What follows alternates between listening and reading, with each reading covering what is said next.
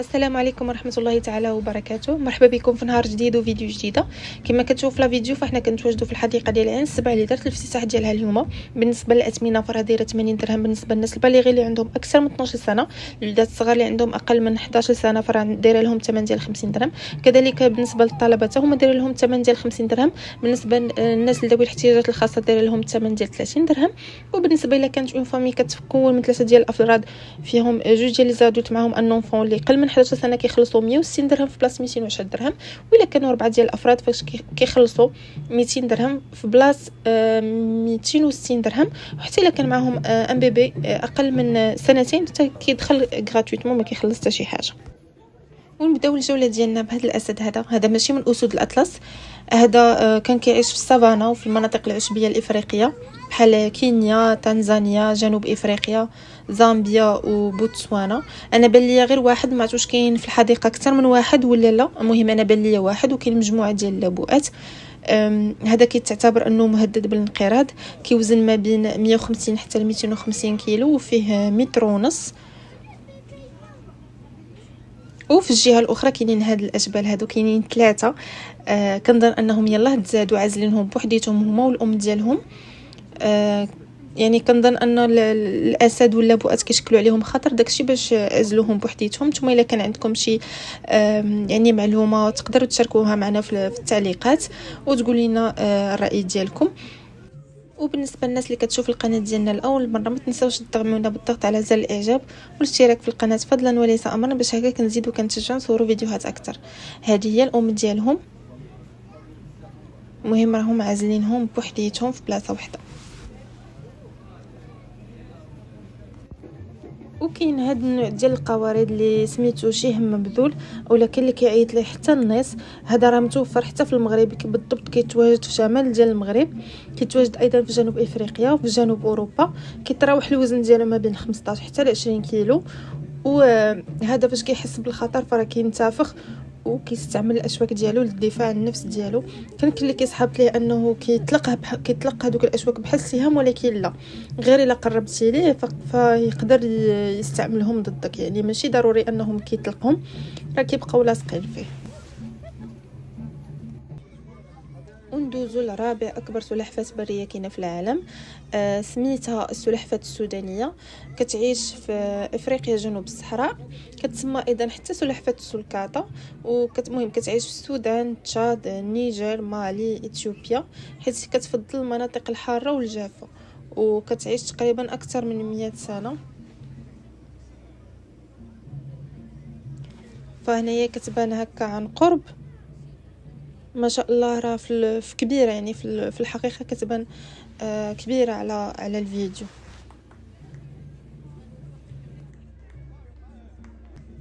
اما بالنسبه لهاد الصغيور فراه الاسم ديالو هو الميركات.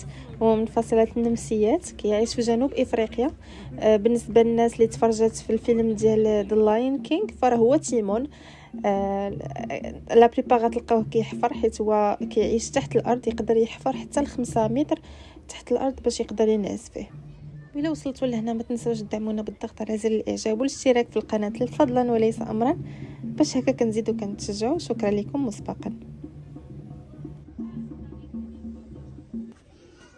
وكاين ايضا حتى ثعلب الصحراء اللي كيتواجد في شمال افريقيا، بالضبط في المغرب، الجزائر، تونس، ليبيا وحتى مصر كما كتشوفوا على الخريطه. سبحان الله. يعني ربي عطاه واحد الاذنان كبيره اللي كيقدر يسمع الصوت ديال الفرائس ديالو تحت الرمال. هو كيتعتبر ما بين الحيوانات القارصه، يعني كيتغذى على النباتات وحتى على الزواحف والحيوانات. هو كيتراوح العمر ديالو ما بين 6 سنين حتى ل 12 سنه.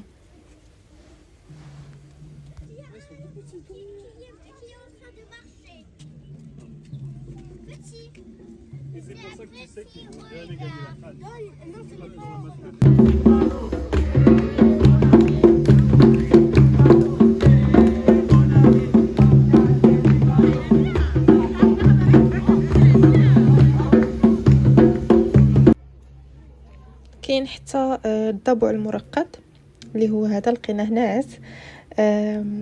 العمر ديالو كيتراوح ما بين 12 سنه حتى ل 25 سنه. هو حيوان لاحم وهو ما بين الاشهر الانواع الضباع اللي كتواجد في افريقيا، خاصه في شرق افريقيا وافريقيا الجنوبيه وايضا غرب افريقيا.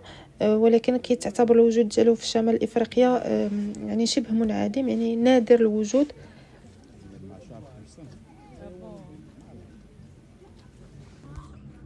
انا حاولت نقرب لكم ما امكن باش تشوفوا الحيوان عن قرب هكا بالتليفون، حيت واخا كيبقى انه الحيوانات اللي كتواجد في الحديقه اغلبيتها كتكون بعيده على الناس، يعني كتشوفوها عن بعد، يعني ما كتحسوش بها انها قريبه لكم. ولكن ما نقدروا نقولوا والو حيت الناس راه خدامه بلي نورم. فوالا انا حاولت فوالا كيفاش يعني حنا فين واقفين والحيوان فين كاين، يعني انا غير زوميت لكم باش تشوفوه هكا عن قرب. ولكن دي فوا راه كيرجعوا لقدام، تقدر تشوفوا قريب، يعني كتبقى انت امتى مشيتي الوقت اللي مشيتي فيه. وغادي تلقاو ايضا الجاكوار اللي كاين في اللونين بجوج، اللي في اللون الاسود اللي هو هذا، وراه كاين حتى في هذاك اللون البرتقالي المنقط على كما شفتوا في الصوره، اللي معروفين. هادو كيعيشوا في امريكا الوسطى والجنوبيه، يعني خرجنا شويه من افريقيا. هادو راهم جايين من امريكا الوسطى والجنوبيه، بحال المكسيك والارجنتين. المده ديال العيش ديالو ما بين 12 حتى ل 15 سنه. وهذا اللون الثاني ديالو كما كتشوفوا.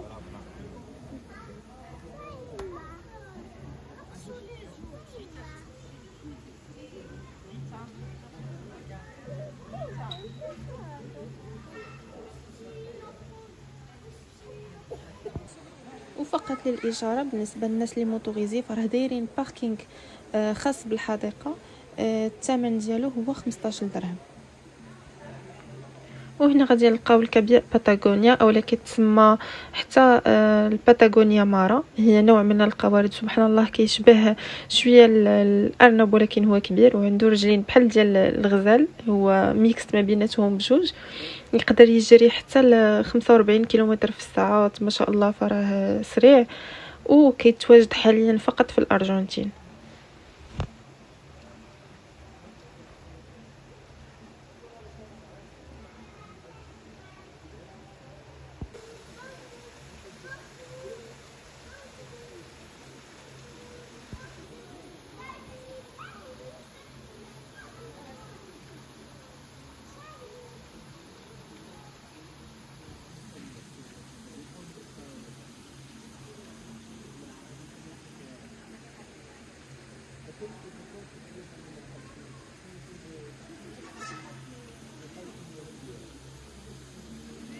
بالنسبه لهاد الطائر فرسميتو سياح جنوبي، كيقدر يطير ولكن كيفضل انه يمشي ولا يعوم. حتى هو كيعيش في امريكا الجنوبيه، وتبارك الله عنده واحد الصوت اللي قوي. كاين هاد الطائر هذا اللي يشبه شويه النعامه ولكن صغير عليها. الاسم ديالو هو الريه الامريكيه او لا لوناندو داميريك. كيعيش في امريكا الجنوبيه، خاصه البرازيل والارجنتين، بوليفيا وحتى الباراغواي. هو ماشي من الطيور اللي كطير، ولكن يقدر يجري حتى 60 كيلومتر في الساعه، يعني تبارك الله ما شاء الله سريع بزاف. وبالنسبه لهذا اللي نعت فراه الاسم ديالو هو التابر البرازيلي، متواجد فقط في البرازيل. هو من الحيوانات المهدده بالانقراض، ايضا من الحيوانات اللي كتفضل البلايص الرطبه، كتعيش في المستنقعات وفي الوديان والانهار. ومن بين الحيوانات العاشبه، يعني كتغذى على النباتات. فهو هذا كما كتشوف. وكاين حتى خنزير الماء. بالنسبه للقرد انا ما شفتوش، ونتمنى الناس اللي زارت الحديقه تقولنا واش بان ليها ولا لا. بالنسبه لخنزير الماء فهو هذا كيتواجد حتى هو في امريكا الجنوبيه، وحتى هو كيفضل يعيش في الاماكن الرطبه بحال المستنقعات والانهار.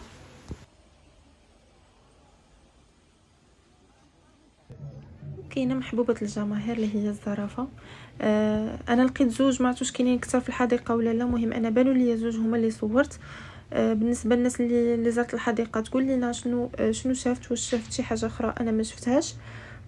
بالنسبه للمعلومات اللي عطينا على الزرافه على انها كتنعس فقط 30 دقيقه حتى لساعتين غو ماكسيموم، يعني كتقدر تبقى ناعسه وهي يعني واقفه، غير كتغمض عينيها مره. وبالنسبه للتوقيت اللي كتخدم فيه الحديقه فراه كيبداو من 10 الصباح حتى 6 ديال العشيه، ولكن مع 5 كيبداو يدخلوا الحيوانات، يعني ما كيبقاوش يبانوا لكم بحال هكا كاينين بارطو، يعني كيدخلوهم للداخل.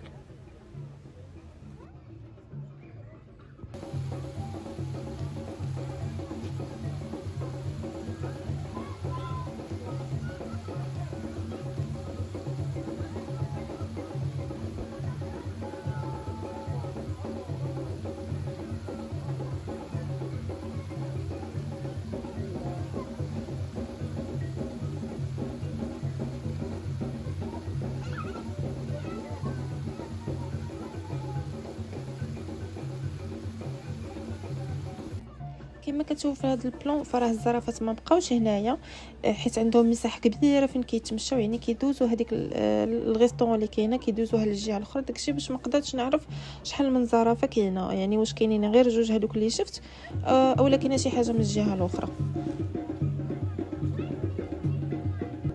بالنسبه للمرافق الصحيه فراه متوفره بكثره، يعني في كل بلاصه غادي تلقاو مرافق صحيه، غتلقاو اماكن للصالات، وغتلقاو حتى متاجر الا بغيتو تشريو شي حاجه.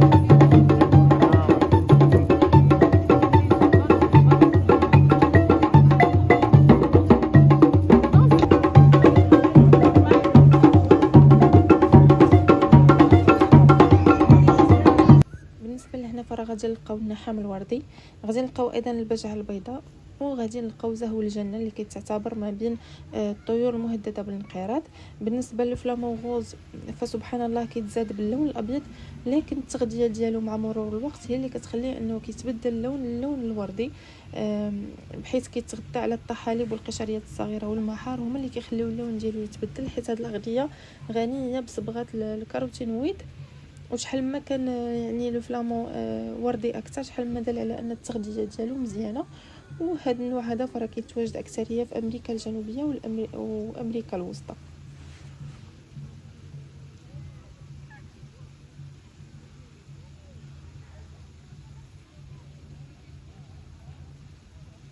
وبالنسبه للبجعه البيضاء فراه كتنتشر في اوروبا وحتى في امريكا، كتفضل انها تواجد بالاماكن الرطبه، يعني في المستنقعات وفي الانهار والوديان، وكتغذى على النباتات المائيه، على بعض البذور وبعض الفواكه.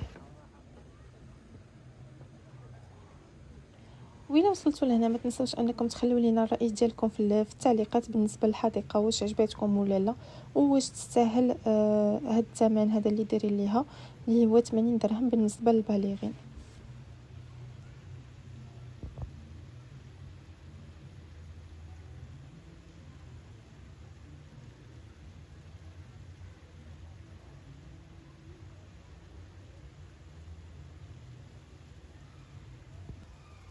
وراه كاينين حتى التماسيح في الحديقه، هادو تماسيح النيل ما شاء الله تبارك الرحمن. كنت شفت تماسيح اكبر من هادو بكثير، اضعاف واضعاف في كروكو بارك ديال اكادير. هادو باقيين صغارين شي شويه، يعني ماشي كبار بزاف.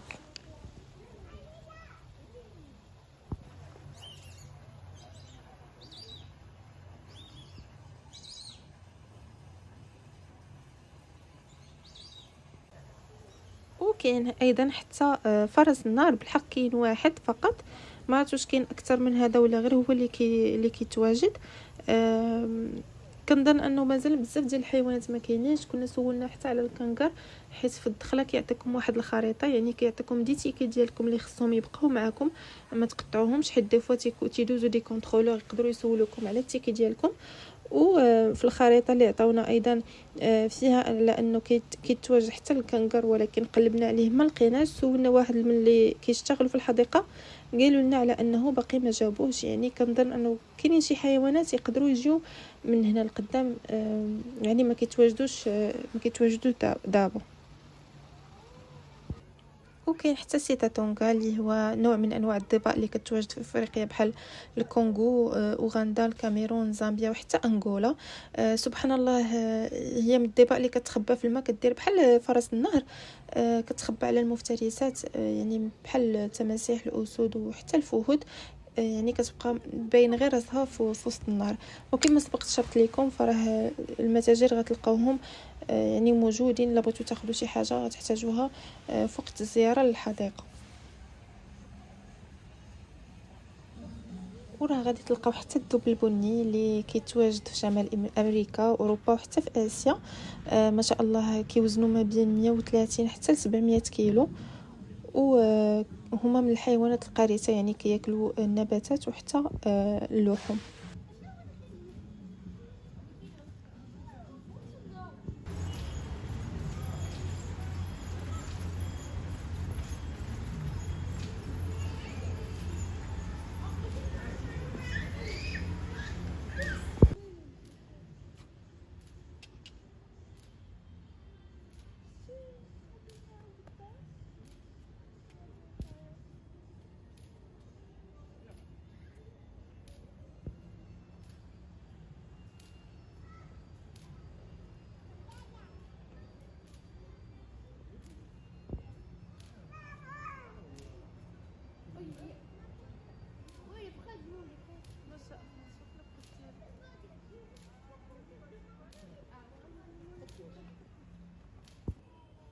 وراه كاين حتى الفيل الاسيوي، اكثريه كيتواجد في الهند، سريلانكا، تايلاند، كمبوديا، حتى بورما.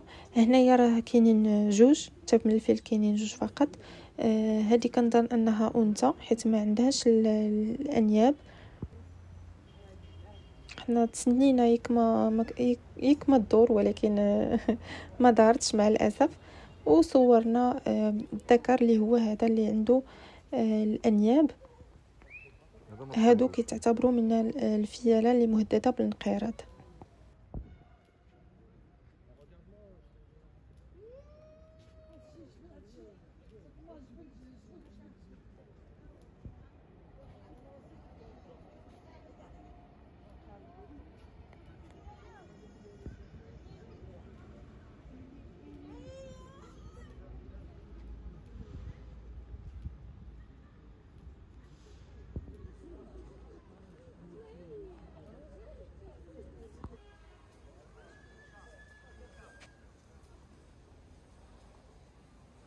ونتمنى الى عجبتكم الفيديو ما تنساوش تضغطوا على زر الاعجاب والاشتراك في القناه فضلا وليس امرا، باش هكا كنزيدو كنتشجعوا نصوروا فيديوهات اكثر. شكرا لكم مسبقا.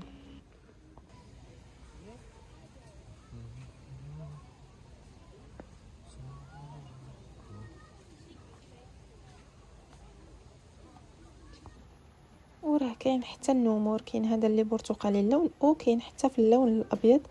بالنسبه لهادو فراه كيتواجدوا في حتى هما في اسيا، في الهند، بنغلاديش، نيبال، وحتى في روسيا، يعني كيتواجدوا بالضبط في سيبيريا.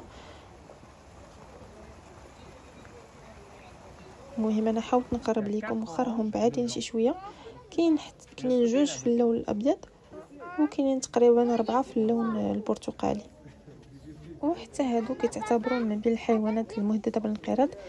سورتو هذاك اللي باللون الابيض، فهذاك كنظن انه كيتواجد فقط دابا في الحدائق وفي المحميات فقط.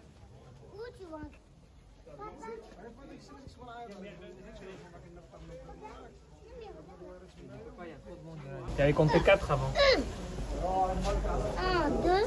1, 2, 3, 4.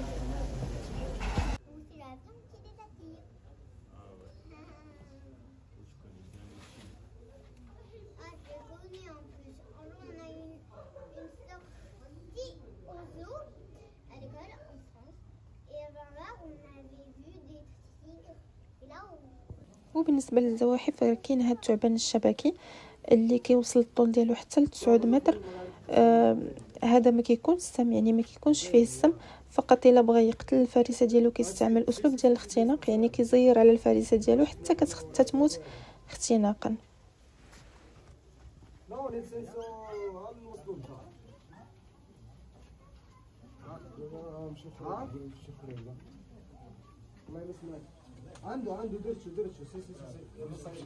وهنا غادي نلقاو مجموعه من الثدييات من منفصله الايائل وحتى الضباء. بالنسبه للقانون الداخلي فراه ممنوع تدخلوا معكم الماكله ديالكم، حيت راه كاينين دي ريستورون في وسط الحديقه.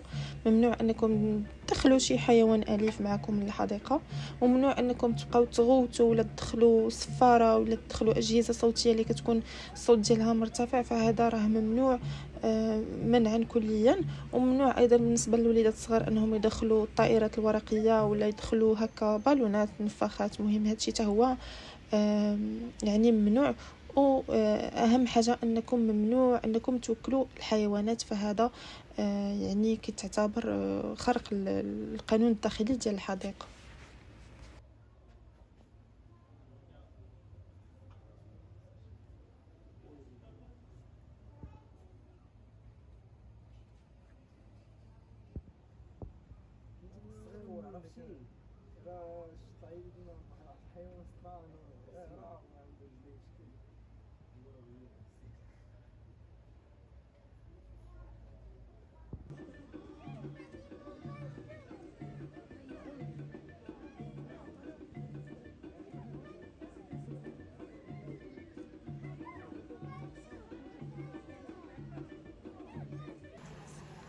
وكاين حتى الحمار الوحشي اولا الزبرة، حتى هو كيعيش في افريقيا جنوب الصحراء، كيعيش في كينيا، تنزانيا، بوتسوانا، زيمبابوي ايضا.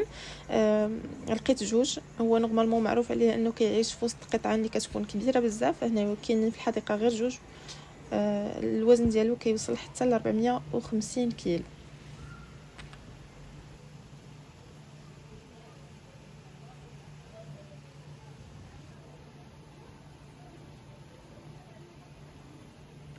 وبالنسبه للناس اللي زارت الحديقه نتمنى انها تعطينا الراي ديالها، واش عجبتها ولا لا، وشنو كليكيتيو فاش كنتو خارجين في هذاك الزر اللي كاين في يعني في الخرجه ديال الحديقه. واش كنتو ساتيسفي بالزياره ديالكم ولا كاينه شي حاجه ما عجبتكمش؟ ممكن تشاركوها هكا معنا في لي كومونتير باش هكا ناخذوا فكره.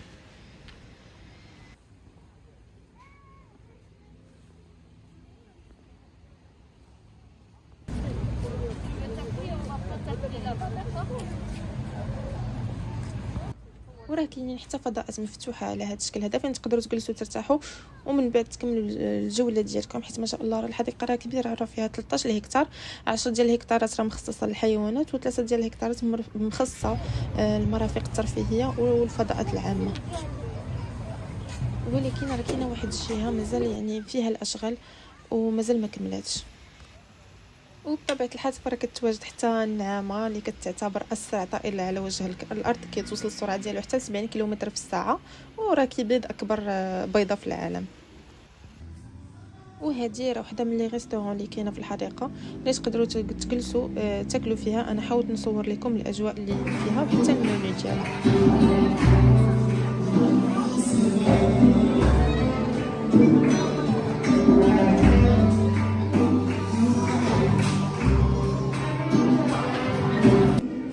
وهذا هو المنيو والاثمنه اللي كاينين. نتوما قولوا لنا الراي ديالكم في لي كومونتير، واش هاد الاثمنه اللي دايرين مناسبه ولا لا. وهنا كتسالي الجوله ديالنا. نتمنى ان الفيديو يكون نال الاعجاب ديالكم، وما تنساوش تدعمونا بالضغط على زر الاعجاب والاشتراك في القناه فضلا ولا انسى امرا. نتلاقاو ان شاء الله فيديوهات جايين. خليتكم على خير، مع السلامه.